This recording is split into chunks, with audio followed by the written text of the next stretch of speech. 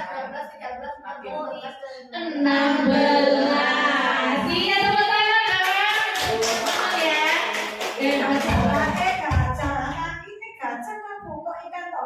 Iya, itu kan kayak ikan toda.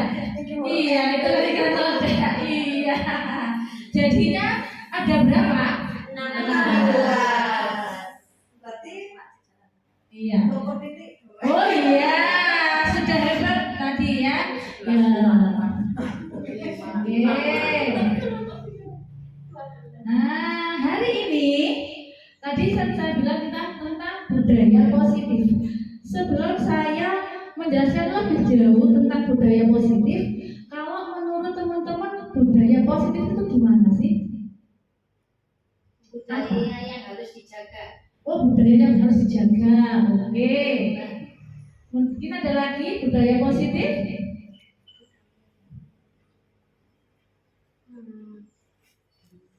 Iya. Budaya positif itu budaya yang sudah baik ya Bu ya. Yang sudah baik dan memang harus dijaga dan dijaga. Di sini nanti di konsep inti budaya positif itu ada perubahan paradigma baru. Ada disiplin positif, nilai-nilai kebajikan, kebutuhan dasar manusia, motivasi perilaku manusia, posisi kontrol, keyakinan kelas, serta segitiga restitusi. Nah, ini yang akan saya implementasikan ke teman-teman ya ini ya. Nah, yang pertama dulu kita akan pembelajaran dengan paradigma baru.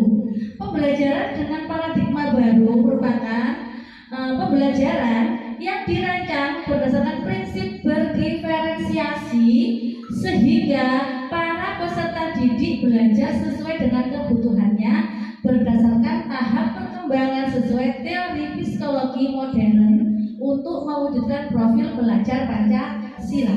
Di sini pada pembelajaran dengan paradigma baru yang kita tekankan adalah pembelajaran yang berdiferensiasi. Mungkin teman-teman ada yang tahu pembelajaran yang berdiferensiasi itu seperti apa? Sesuai dengan minat anak. Pembelajaran sesuai dengan Minat anak. Oh ya, sesuai dengan minat anak. Yang belum tentu sama antara anak satu dengan anak yang lain. Ya, oke, benar. Pembelajaran berdiferensiasi itu memang adalah setiap kita mengajar di kelas, setiap kita kan mempunyai murid dengan beda-beda karakter, dengan beda-beda kebutuhan dan beda-beda minat. Nah, kita sebagai pendidik harus memberikan yang terbaik kan, Bun, untuk anak didik kita. Ya, ini misalnya si A dan si B sama-sama murid kelas kelompok B misalnya. Tapi dia mempunyai bakat dan minat yang berbeda. Jadi kita juga harus memberi yang berbeda juga, karena kita memberikan pembelajaran yang berdiferensiasi. Si A sukanya dia itu bermain dengan balon, si B sukanya bermain dengan audiovisual. kita sebagai guru kita juga harus memberikan sesuai dengan kebutuhan anaknya. Nah, itu yang namanya dengan pembelajaran sesuai dengan diferensiasi atau dengan paradigma baru. Mungkin dari sini sudah paham teman-teman pendidikan berdiferensiasi. Jadi kita mengajar itu tidak sama, semua anak itu kita anggap sama, tidak, tapi sesuai dengan minat dan kebutuhan anak didik kita masing-masing. Paham ya? Oke. Selanjutnya, nah ini mikrosepsi tentang teori kontrol. Apa teori kontrol? Bagaimana kita mengontrol emosi atau mengontrol murid kita. Nah, yang pertama, ilusi bahwa guru itu selalu mengontrol murid. Itu ilusi ya. Yang kedua, ilusi bahwa kritik dan membuat bersalah mampu menguatkan karakter. Yang ketiga, ilusi bahwa orang dewasa berhak memaksa.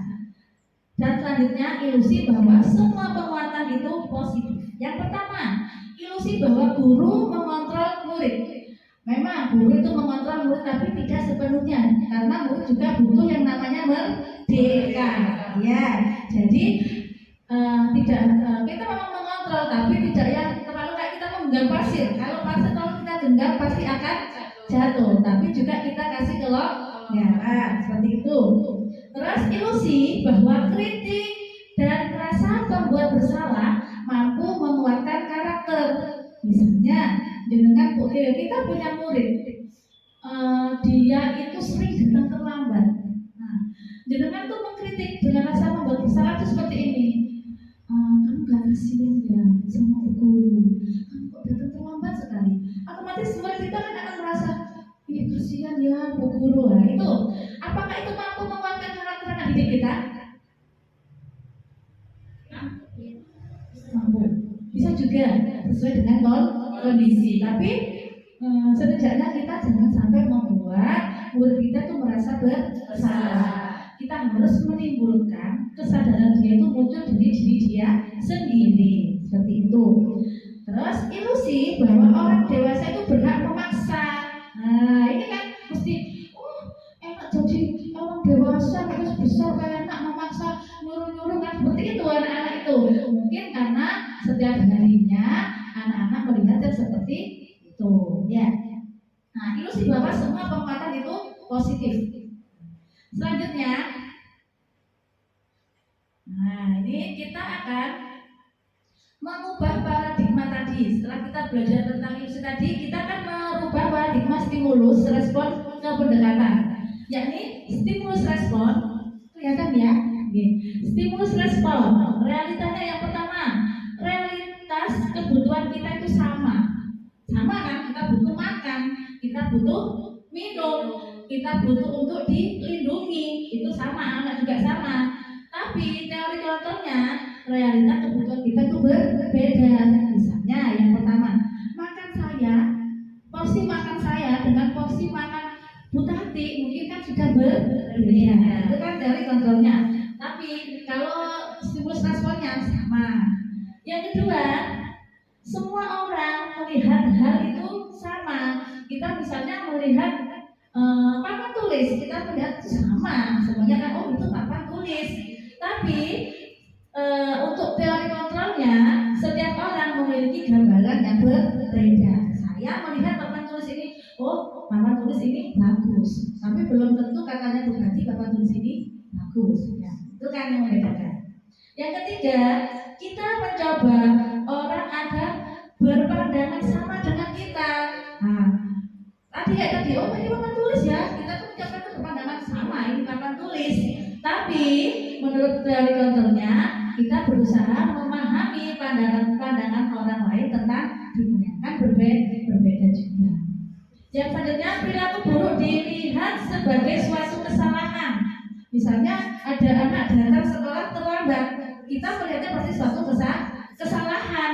Tapi menurut teori kontrol, semua perilaku memiliki tujuan. Kita juga harus tahu kenapa sih anak ini kok melakukan datang terlambat. Pasti dia punya tujuan atau punya alasan. Nah ini. Terus untuk selanjutnya orang lain bisa Tapi teori kontrolnya hanya kita sendiri yang bisa mengontrol diri kita sendiri. Terus saya bisa mengontrol orang lain.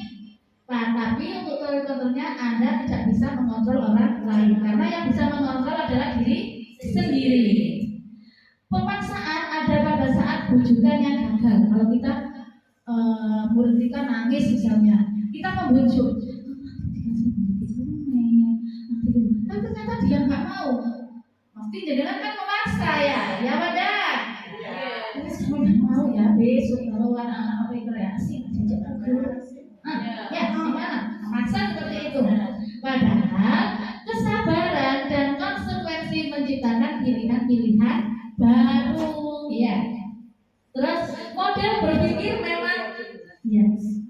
Model berpikir menang kalah. Ini model berpikir emang menang adalah menang. Selanjutnya kita akan belajar tentang disiplin positif. Sebelum kita meneruskan tentang disiplin positif, kalau di benak teman-teman disiplin itu apa? Bersikap sesuai dengan aturan. Pasti di benak teman-teman kalau yang nama disiplin itu harus ini. Disiplin itu berasal dari kata disiplina yang artinya belajar. Disiplin mengacu pada disiplin diri yang memiliki yang memiliki tanggung jawab terhadap apa yang dilakukannya berdasarkan nilai-nilai yang diyakini. Disiplin positif merupakan salah satu cara penerapan disiplin yang bertujuan untuk menumbuhkan kesadaran serta pemberdayaan peserta didik tanpa imbalan, penghargaan, reward, ancaman atau hukuman. Nah, di sini tugas kita sebagai pendidik apa? Tugas kita sebagai pendidik, tujuan kita adalah menciptakan peserta didik yang memiliki disiplin diri sehingga berperilaku mengacu pada nilai-nilai kebajikan universal dan memiliki motivasi intrinsik dalam perubahan perilaku ke arah yang lebih baik. Nah, di sini tujuan kita sebagai pendidik itu kita harus membuat anak-anak itu sadar dan menyadarkan anak-anak agar mereka itu mempunyai kesadaran dari diri mereka sendiri, bukan dari aku minta itu aja, aku tak berangkat sekolah paling pagi biar nanti kalau biasanya kalau berangkat pagi itu Budi kasih sama aku. Nah, karena dia ingin dipuji, disanjung. Nah, tapi kalau dia dari dirinya sendiri, aku harus berangkat pagi supaya nanti aku terus aku bisa tahu apa yang dilakukan teman-teman di sekolah. Itu kan dari dirinya sendiri, bukan dari atas penghargaan atau reward seperti itu. Nah, selanjutnya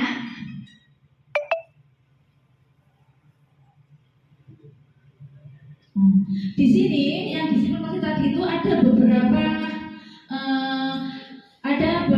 nilai-nilai kebajikan, di mana nilai kebajikan yang disepakati bersama lepas dari suku, bangsa, agama, bahasa maupun latar belakangnya. Nah, ini ada beberapa dari untuk nilai kebajikan ini. Yang pertama dari profil pelajar Pancasila, yakni beriman dan bertakwa pada Tuhan Yang Maha Esa dan berakhlak mulia, berkebinekaan global, gotong royong, mandiri, kreatif dan bernalis. Ya. Belajar Pancasila, beriman dan bertakwa pada Tuhan Yang Esa dan berakhlak mulia, berkebinekaan global, gotong royong, mandiri, kreatif dan bernalar kritis. Belajar Pancasila,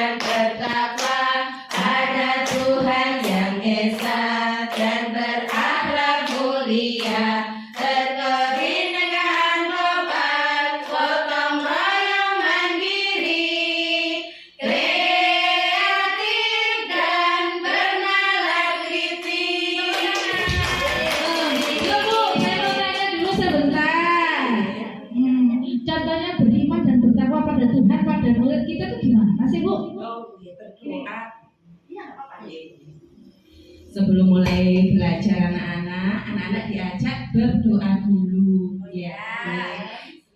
Terus kalau untuk yang dari itu sikap beriman dan bertakwa kepada Tuhan.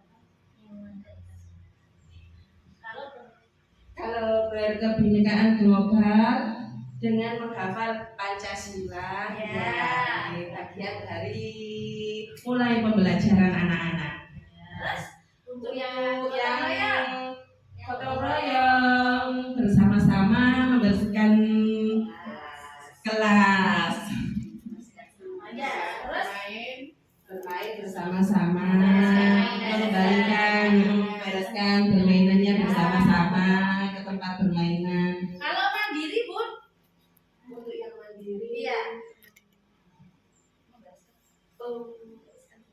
oh iya, itu setelah belajar anak-anak saya ajari untuk selalu membereskan buku dan alat-alat tulis kembali ke tempatnya masing-masing. kalau kreatif Bisa menghasilkan apa ya, anak-anak belajar bersama-sama menghasilkan sesuatu, misalnya kayak membuat permainan, membuat balok-balok susu. oh iya kalau bernalar kritis Anak-anak saya ajak untuk sering bertanya,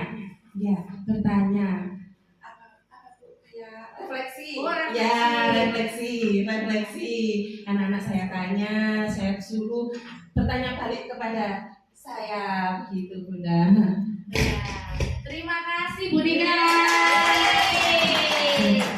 Itu adalah profil belajar Pancasila di mana itu adalah merujuk pada filosofi pendidikan dari Bapak Ki Hajar Dewantara, di mana beliau berkeinginan untuk anak-anak itu beriman dan bertakwa kepada Tuhan yang Maha Esa, berakhlak mulia, berkebinekaan global, gotong royong, mandiri, kreatif dan bernalar kritis. Yang kedua yaitu nilai-nilai kebajikan menurut IBO Primary Years Program atau yang dikenal dengan PYP, yakni toleransi, hormat, integritas, mandiri, menghargai, antusias, empati, keingintahuan, kreativitas, kerjasama, percaya diri dan komitmen.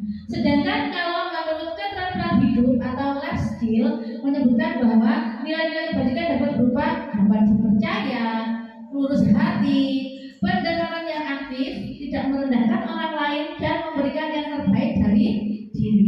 Itu adalah beberapa pandangan nilai-nilai kebajikan. Selanjutnya kita akan belajar tentang kebutuhan dasar manusia. Kita pasti punya kebutuhan dasar ya Bun. Nah ini kebutuhan dasar manusia adalah segala sesuatu yang kita lakukan untuk mendapatkan apa yang kita inginkan. Seluruh tindakan yang kita lakukan memiliki tujuan tertentu dan semua usaha terbaik yang kita lakukan adalah dalam rangka agar kebutuhan dasar kita terpenuhi dengan baik. Coba kebutuhan dasar manusia itu apa saja?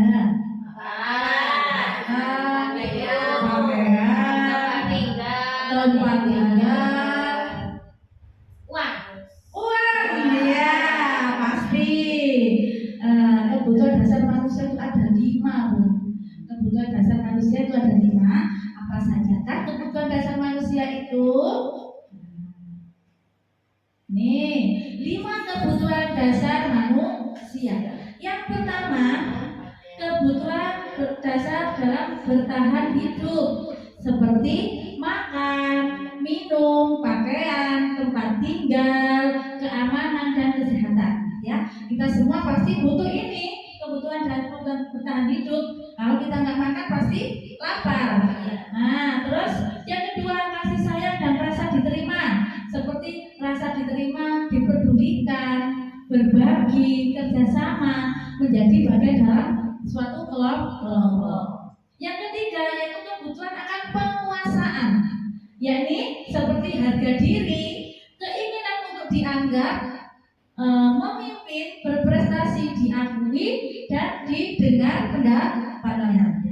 Terus kebutuhan akan kebebasan seperti mandiri, memiliki pilihan, mencoba hal baru, mampu mengendalikan dirinya.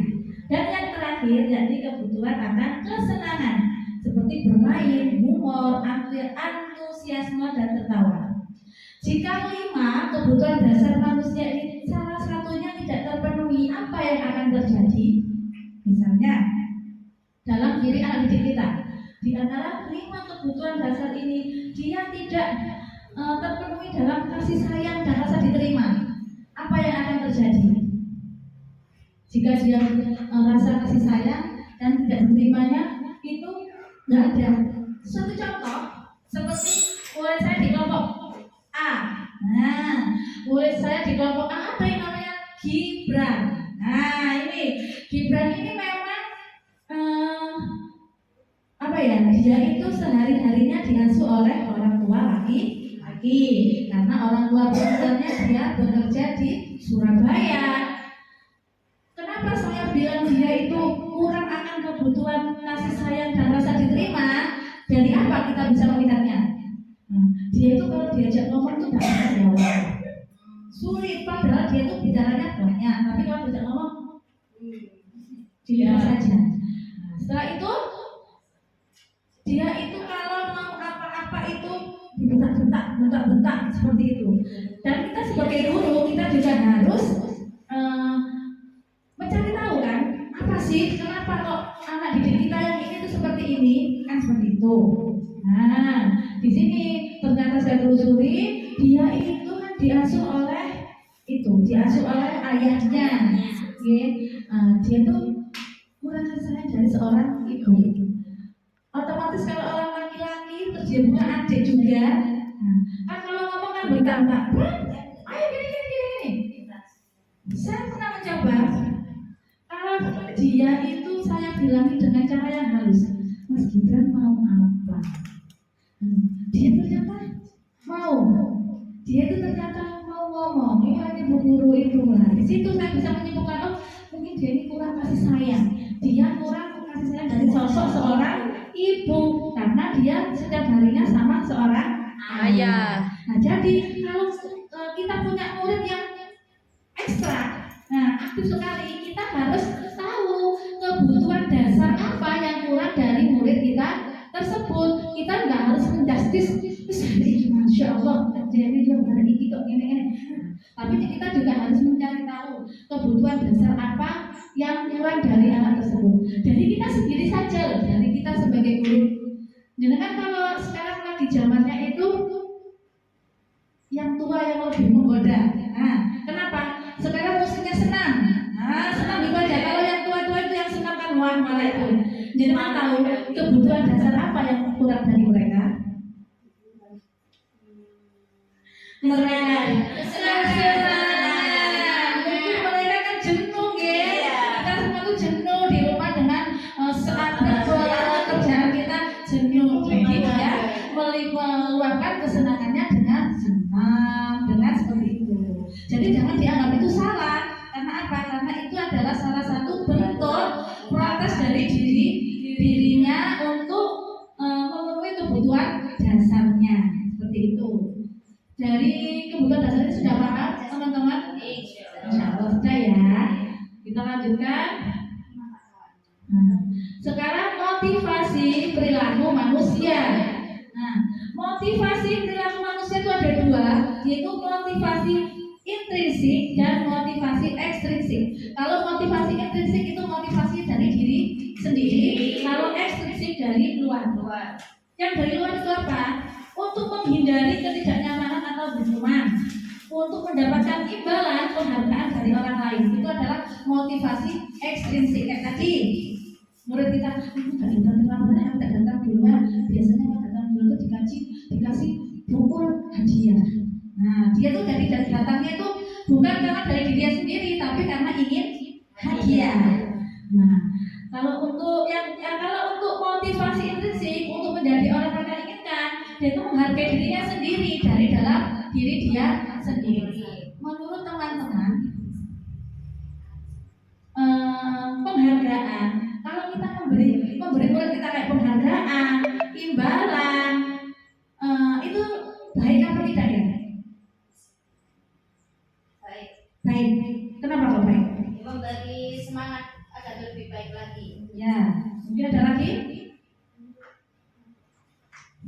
Pada kenyataannya, yang namanya imbalan, reward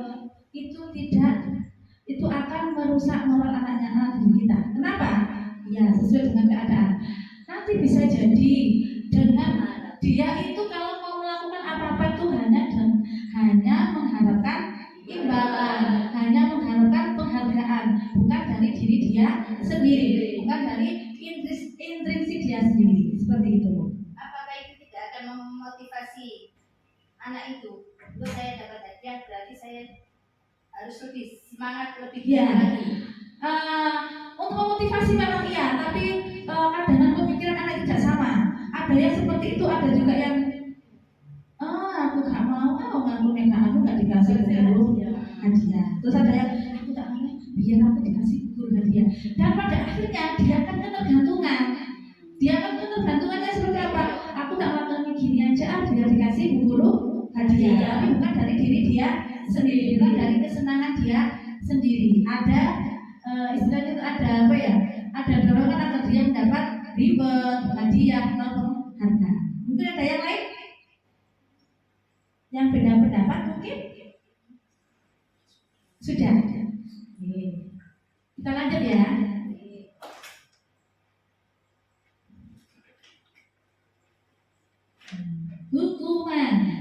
Hukuman itu apa? Disuruh berdiri di depan kelas. Misalnya seperti itu. Nah, hukuman itu biasanya itu tidak terencana atau tiba-tiba. Terus murid tidak tahu apa yang terjadi. Nah, bersifat satu arah. Bersifat satu arah itu apa sih?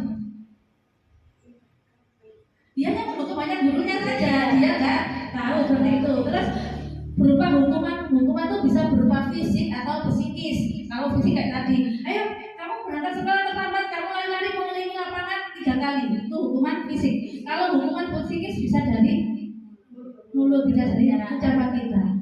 Kamu itu ya datang terlambat, mau jadi apa? Nah, seperti itu kan mungkin bagi kita itu biasa, tapi dari di anak itu akan lebih mengingat kata-kata yang membuat dia itu apa ya, seperti itu ya, itu. Nah, jadi hukuman itu tuh tidak terencana. Pasti kita kan nggak punya tata tertib hukuman, mana kan nggak punya. Berarti kan sifatnya tidak terencana dan tiba-tiba. Itu hukuman.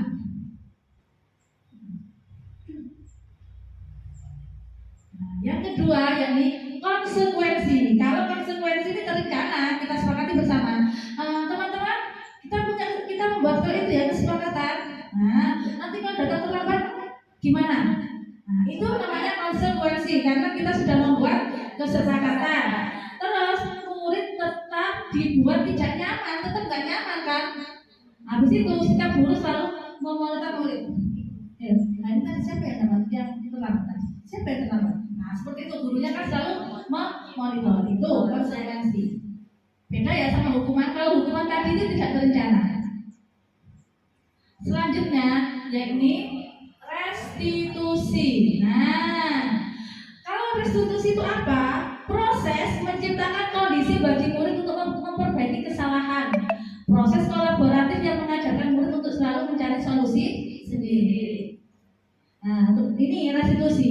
Di antara ketiganya, nah restitusi itu kita itu kalau ada teman betul nggak langsung memarahi. Kamu itu terlambat tidak, tapi kita itu menggali dulu. Nah, jadi kamu terlambat ya. Nah, alasannya apa? Nah, seperti itu restitusi itu. Yang menurut jenengan semua kita sebagai pendidik antara hukuman, konsekuensi dan restitusi yang harus kita terapkan itu yang mana? Restitusi. Setuju ya kita semua ya?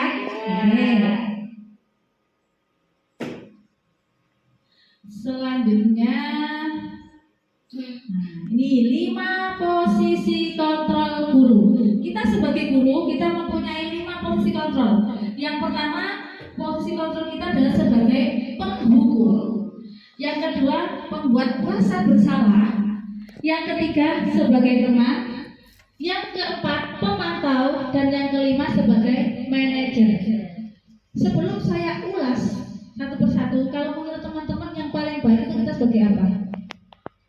Penghukum, pembuat rasa bersalah,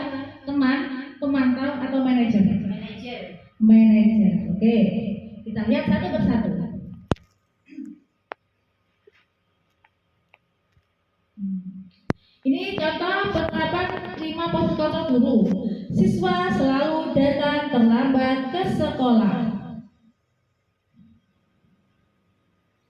Sebagai penghukum, kasusnya tadi siswa selalu datang terlambat ke sekolah. Kalau kita sebagai guru penghukum, kita berdiri di luar kelas anak yang datang terlambat. Misalnya namanya Tino. Tino, kamu datang terlambat. Kamu berdiri di luar kelas selama 1 jam. Itu kita sebagai penghukum. Kalau kita sebagai pembuat merasa bersalah, yang kita ucapkan adalah, Tino, kamu terlambat lagi. Berapa kali ibu guru harus memberitahu kamu? Kamu selalu saja mengecewakan ibu guru. Itu kalau kita sebagai guru yang untuk membuat rasa bersalah. Kata-kata kita itu membuat diri kita itu merasa, ya Allah kasihan dia guru kita ya, seperti itu. Nah, yang ketiga, posisi kita adalah sebagai teman. Ayo dong ikuti aturan sekolah. Tolonglah bantu ibu guru yang kali ini saja. Ya sudah, tidak apa-apa. Lain kali jangan sampai berbuat seperti itu lagi ya. Itu kalau kita sebagai teman. Kalau kita sebagai pemantau, nah, kita melihat kalau ada murid kita terlambat ke sekolah, kita lihat, kamu sudah melanggar peraturan sekolah. Kamu tahu konsekuensinya apa? Besok jangan diulangi lagi ya. Nah, sambil seperti itu tegas. Nah, kalau kita sebagai manajer, bagaimana? Nah, apakah kamu tahu kesalahanmu? Kira-kira bagaimana sih memperbaiki kesalahanmu itu? Nah, kita tuh menggali dulu. Kalau kita sebagai manajer tuh kita menggali dulu. Kenapa sih anak ini kok terlambat? Nggak langsung kita justice seperti itu. Nah ini coba dari kelima posisi kontrol kita sudah tahu ya Bun ya perbedaannya ya. Ini biar nggak tekan ya. Posisi kontrol apakah aku? Saya kecewa sekali dengan kamu. Ini posisi kontrol apa? Penghukum, pembuat rasa bersalah, teman, manajer, pembuat rasa bersalah. Sepakat? Ya, kita lihat ya. Jawabannya apa? Ternyata ya. Dari tadi kayaknya itu kayak iya. Lagi ada pertanyaan lagi. Kamu tidak pernah benar-benar melakukannya. Penghukum? Apa? Pemantau, penghukum, pembuat rasa bersalah, teman, manajer, yang mana? Pemantau, gitu kan? Pemantau, kita lihat ya. Kira-kira apa?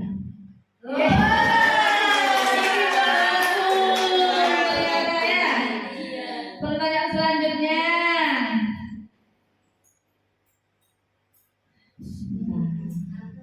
Apa rencanamu untuk menyelesaikan masalah ini?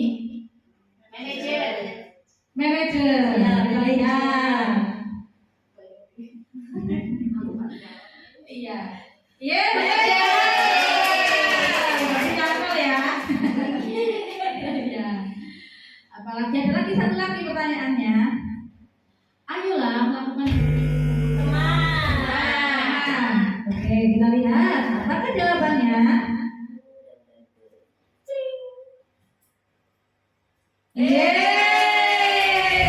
Teman ya. Nah, dari sini teman-teman itu ya, teman-teman tahu ya. Nah, perbedaan mana sebagai penghukum, pembuat rasa bersalah, pemantau, teman dan manajer. Di antara kelima itu yang mana yang memang harus kita terapkan dalam dunia pendidikan yang mana? Manajer. Ya. Walaupun apapun keadaannya kita harus menerapkan yang sebagai manajer. Selanjutnya ada lagi. Kamu tidak akan pernah mendapat nilai jika tidak mengerjakan tugas. Kamu tidak akan pernah mendapat nilai. Apa tadi? Oh ya, aku suka itu, saya senang. Ternyata dulu juga ikut. Oh, ya. Apa ya? Sebagai apa? Pembuku. Umate? Pembuku. Terlihat?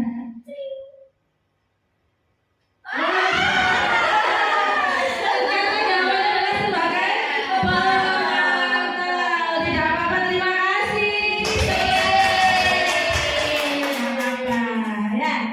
Nah ini selanjutnya kita akan keyakinan kelas. Ini sangat penting. Nah, kita sangat penting. Kita harus membuat keyakinan kelas atau keyakinan sekolah. Tapi di sini mungkin teman-teman bertanya, kok keyakinan ya bukan peraturan? Apa perbedaannya keyakinan dan peraturan? Ada yang tahu? Kalau peraturan itu biasanya dibuat satu arah, maksudnya gurunya saja yang membuat. Kalau keyakinan itu kesepakatan antara siswa dan guru. Iya, tepuk tangan dulu. Iya. Mungkin ada yang lain? Sama. Ya, kalau keyakinan kelas kita membuatnya kesepakatannya antara guru dan murid. Dua arah. Kalau peraturan itu yang membuat satu arah itu guru saja. Nah, kebanyakan kalau kita membuat peraturan, anak-anak pasti akan apa ya? Itu membutuhkan berguru seperti itu. Kalau kita membuat kelas kita tanya, misalnya di anak TK, anak itu kelas yang seperti apa sih? Pasti kan dia menjawab, saya punya kelas yang seperti ini. Nah ini, mengapa keyakinan kelas bukan peraturan kelas? Yang membedakan itu tadi ya. Jadi penting sekali keyakinan kelas ini. Selanjutnya, pembentukan keyakinan kelas. Nah ini, keyakinan kelas itu bersifat abstrak. Terus berupa pernyataan universal atau global menyeluruh, dibuat dalam pernyataan yang positif, terus sedikit saja agar mudah diingat, sesuai dengan kondisi kelas dan sekolah sehingga mudah diterapkan, dan semua warga sekolah atau kelas dilibatkan saat membuat keyakinan kelas. Misalnya kalau di TK nggak usah panjang lebar. Misalnya dengan TK, saya tanya, anak pengen kelasnya seperti apa sih? Jawabnya apa? Yang bagus guru. Bagus, rapi. Itu kan sedikit tapi mudah diingat oleh anak. Ya, itu cara membuat keyakinan kelas. Kita selalu melibatkan anak didik kita agar dia juga merasa dihargai. Karena sekarang ini adalah kurikulum merdeka. Anak merdeka, guru juga merdeka, orang tua juga merdeka. Seperti itu. Selanjutnya, nah ini kita belajar segitiga restitusi. Di segitiga restitusi ini sangat penting sekali bagi kita seorang pengajar atau pendidik. Apa sih segitiga restitusi? Yaitu proses dialog yang dijalankan oleh guru agar dapat menghasilkan murid yang mandiri dan bertanggung jawab.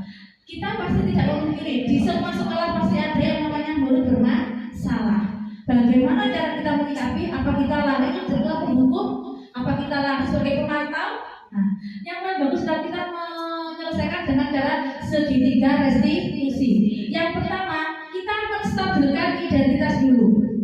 Setelah menstabilkan identitas, kita memvalidasi tindakan yang salah. Ya, selanjutnya kita menanyakan keyakinan ke kelas. Daripada jangan kok bingung sih, menstabilkan identitas itu gimana? Ini. Nah, yang pertama menstabilkan identitas, yaitu berdasarkan prinsip membuat kesalahan adalah bagian dari proses belajar. Kata-katanya seperti apa? Oh iya, misalnya anak berangkat sekolah tempat tadi, nggak apa-apa, itu wajar. Tidak ada kok manusia yang sempurna. Ibu guru juga pernah melakukan itu. Kita kan juga pernah melakukan itu.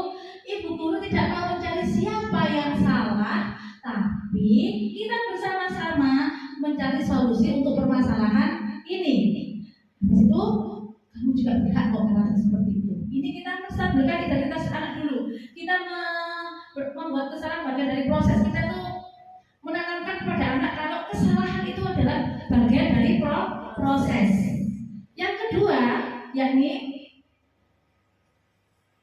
tentang memvalidasi tindakan yang salah. Di sini, setiap perilaku berupaya untuk memenuhi kebutuhan. Tadi kan saya bilang, tindakan yang salah jangan langsung di-justice. Oh, kamu salah, kamu benar. Tapi itu adalah ya suatu upaya untuk memenuhi suatu kebutuhan. Kembali lagi kan kebutuhan dasar manusia. Di sini kamu pasti punya alasan mengapa kamu datang terlambat. Padahal kamu bisa melakukan yang lebih buruk dari ini. Kamu patut bangga karena telah melindungi sesuatu yang penting buatmu. Kamu melakukannya karena mempertahankan sesuatu yang penting bagimu. Setelah kita memvalidasi tindakan, kita menanyakan kenapa kamu berpikir itu, kita akan menanyakan tentang keyakinan sekolahnya. Ini bahwa kita termotivasi dari kita memotivasi dari intrinsiknya dari diri anak ini. Kamu datang terlambat. Ya. Apakah itu sesuai dengan keyakinan kelas? Apakah nilai-nilai kamu telah sepakati bersama? Seperti apa gambaran sebuah kelas yang ideal menurut kamu? Kamu ingin menjadi orang seperti apa? Ini. Jadi kita menanyakan tentang keyakinan kelas. Ini biar tidak bingung. Ini saya punya sedikit kasus. Kasusnya tentang terlambat di sekolah. Saat bel berbunyi pukul 7, anak-anak mulai berbaris dan melakukan senam bersama. Ketika di tengah-tengah anak-anak senam, Mbak Wilda baru datang dengan mengendarai sepeda roda 2. Dan ini bukan hanya sekali dilakukan oleh Mbak Wilda, tapi hampir setiap hari. Kalau ibu guru bertanya, kenapa datang terlambat? Mbak Wilda selalu menjawab, karena bangun kesiangan. Nah, di sini saya akan memberikan contoh bagaimana menerapkan segitiga restitusi dalam permasalahan ini. Kita simak bersama-sama ya videonya ya.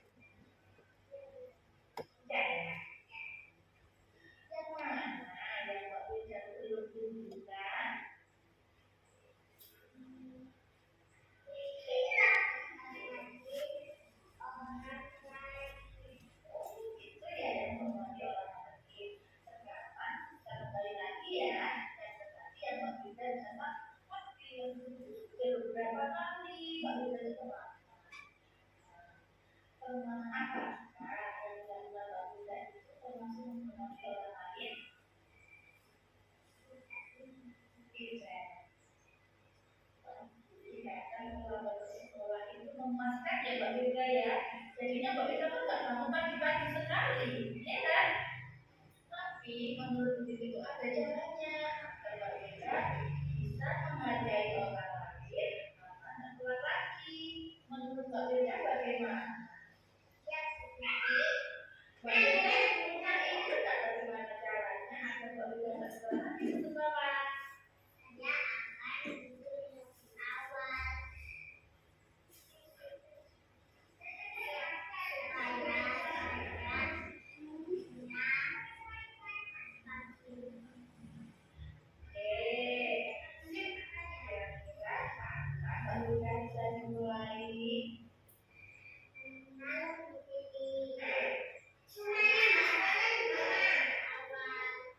Terima kasih ya Mbak saya semoga berhasil dan besok Mbak juga dapat lagi ke sekolah.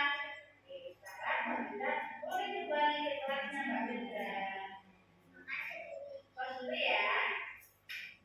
Ya, dari sini benar-benar tahu kan bagaimana cara kita merestitusi murid kita. Kita nggak langsung menjustis, kamu datang terlambat, kamu salah. Tapi kita mau kita menstabilkan identitas dulu dengan cara kita biar dia diajak kita aja. Anak itu ngomong dari hati ke hati dan membuat komunikasi. Terus setelah itu kita menstabilkan ke yang salah tadi apa. Dia kan pasti akan, oh iya ya, aku ini salah seperti ini. Kalau kita menjadi, Kak Iza, kamu tadi sama apa? Yang mana anak sekarang ya, Bu ya? Kalau kita seperti itu gimana jawabannya? Ngorok, orang kan buruk, gitu. Tapi kalau iya, lama ya bahasanya. Tapi kalau kita menanyakan dengan cara yang halus, dengan cara segitiga restitusi tadi, dia pasti akan berpikir, oh iya ya, aku ini salah. Berarti aku itu harus seperti apa? Pokoknya intinya kita tuh jangan menjustis, jangan langsung menghakimi kamu ini salah seperti itu. Tapi itu bisa diterapkan di rumah juga ya, bukan hanya di sekolah, di rumah kita buat diri kita di rumah juga dengan anak-anak kita ya. Nah di sini inti dari kegiatan kita hari ini yakni dalam menerapkan suatu program disiplin positif, hendaknya guru itu memiliki standar kepribadian profesional sosial yang baik, di mana guru mampu merefleksi dirinya dalam posisi kontrol saat ini. Bagaimana perjalanan dirinya sebagai among itu apa? Sebagai manajer, yaitu menuntut murid-muridnya menjadi insan yang mandiri, merdeka dan bertanggung jawab. Jadi sesuai dengan standar nasional pendidikan. Menurut Ki Hajar Dewantara, pendidikan itu menuntut, bukan menuntut. Beda ya Bu, menuntut sama menuntut. Nah, terus kita juga harus menerapkan sesuai dengan kodrat alam dan kodrat zaman. Kodrat alam itu apa? Kodrat alam itu sesuai dengan lingkungan. Nah, kodrat alam itu sesuai dengan lingkungannya anak. Kodrat zaman sesuai dengan zaman sekarang. Jadi kan nggak bisa kita mengajar anak zaman dahulu dengan karakter sama kan ada bicara aja loh. Anak sekarang kalau ada yang bicara, ya enggak buruan ada yang pakai gini-gini, ada yang itu. Kalau zaman dulu kalau ada yang bicara gurunya kan itu. Ya. Sekarang memang sudah zamannya. Iya. Jadinya kita sebagai guru juga harus selalu mengikuti perkembangan zaman agar kita tidak tertinggal oleh zaman. Kita sebagai orang tua juga harus menuntut, bukan menuntut. Kita jangan menuntut anak kita untuk seperti ini, tapi orang tuanya tidak memberikan contoh. Sekarang itu kita harus menerapkan dalam keluarga ya Bu. Mendidik anak itu kita juga harus sesuai dengan perkembangan zaman. Zamannya sekarang memang HP. Nah, ibunya harus lebih pintar daripada anaknya. Jangan sampai anaknya lebih pintar daripada ibunya. Seperti itu ya, mungkin. Kebanyakan seperti itu. Kebanyakan seperti itu, tapi kita oh iya. Sekarang banyak sekali tutorial di Google yang kita mau belajar. Intinya kita jangan bosan untuk belajar. Belajar tidak mengenal usia, tidak mengenal waktu, tidak mengenal tempat. Sambil kita tiduran daripada dengan baca-baca yang WA, gibah di sosial media lebih baik.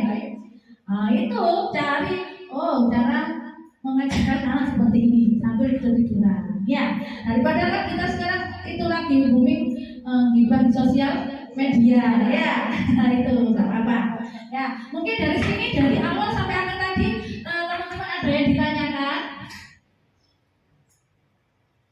Mungkin ada yang bertanya mungkin tentang disiplin positif atau apa? Atau sudah pas? Pas ya.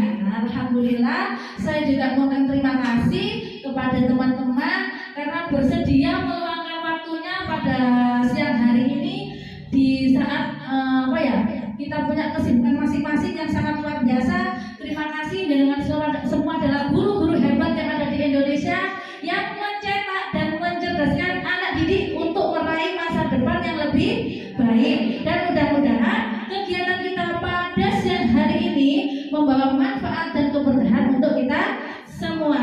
Amin. Nah, di sini sebelum kita akhiri kita berdoa bersama-sama ya. Mudah-mudahan kegiatan hari ini bisa membawa keberkahan dan membawa manfaat untuk diri kita semua. Al-Fatihah.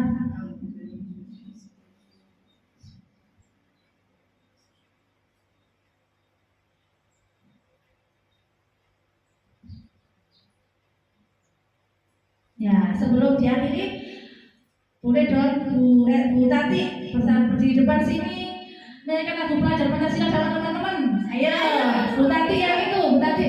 Jangan di Bu Tati yang mimpin. Pelajar Pancasila. Oh, pakai tag. Nah, biar tambah semangat ya hari ini ya. Iya, biar nggak ngantuk. Biar nggak ngantuk nih ya. Oke, yuk sama-sama yuk ya.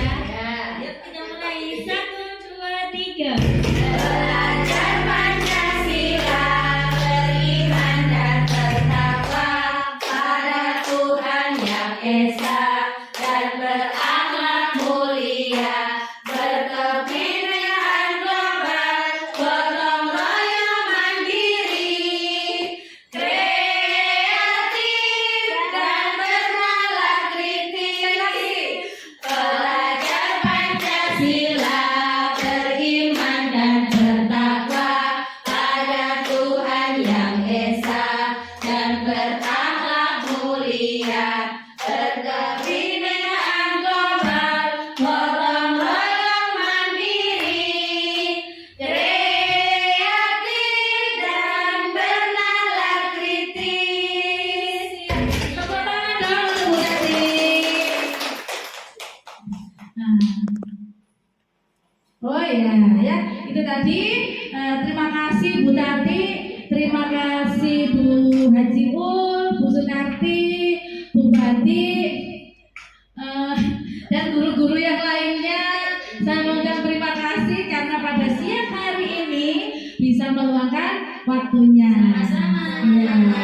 Jangan kapok-kapok lagi ya, dan jangan lupa semangat. Ayo kita bersama-sama mengikuti program guru penggerak agar kita bergerak, tergerak dan menggerakkan. Saya akhiri. Assalamualaikum warahmatullahi wabarakatuh. Waalaikumsalam warahmatullahi wabarakatuh.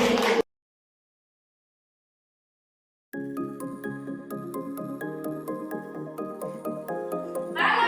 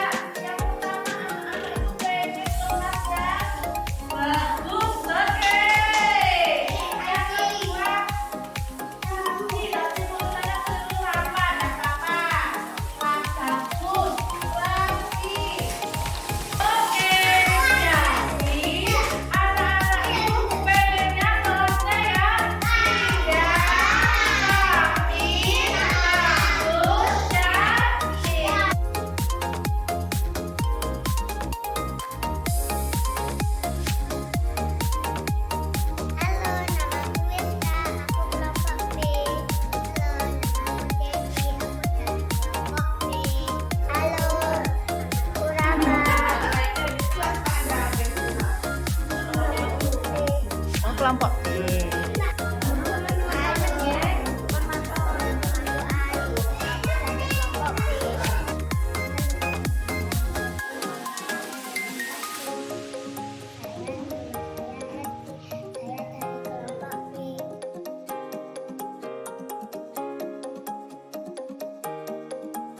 Mbak Wirda, bagaimana perasaannya Mbak Wirda saat diajak Bu Itik membuat keyakinan kelas?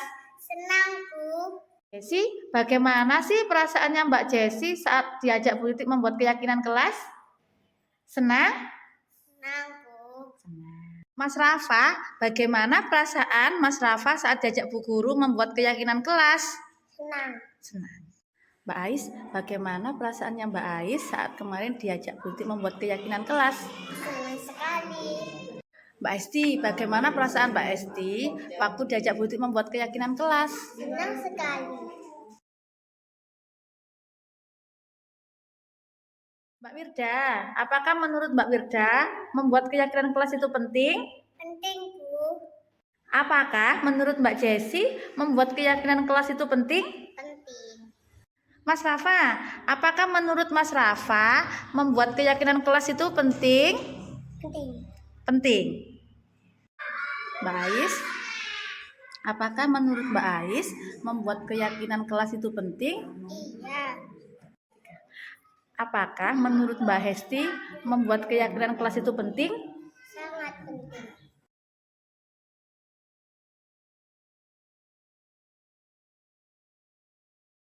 Mbak Wirda, mengapa sih membuat keyakinan kelas itu kok harus dilakukan? Soalnya kita Bisa. bisa disiplin, Bu. Oke, terima kasih ya Mbak Wirda ya. Boleh tas dulu? Oke. Mbak Jesi, menurut Mbak Jesi, mengapa sih membuat keyakinan kelas itu harus dilakukan? Biar disiplin, Bu. Oke, terima kasih ya Mbak Jesi ya. Boleh tas dulu? Oke, dadah, terima kasih. Mas Rafa, mengapa sih Mas Rafa membuat keyakinan itu perlu dilakukan? Disiplin, Bu. Oh, disiplin, supaya disiplin. Oke, terima kasih ya Mas Rafa ya. Tas dulu. Nah, kasih. Menurut Mbak Ais, mengapa sih pembuatan keyakinan kelas itu sangat penting? Karena anak-anak bisa disiplin. Oke, terima kasih Mbak Ais ya. Oke, tos dulu. Menurut Mbak Hesti, mengapa sih pembuatan keyakinan kelas itu penting? Oke, terima kasih Mbak Hesti ya. Tos dulu. Nah, senyum.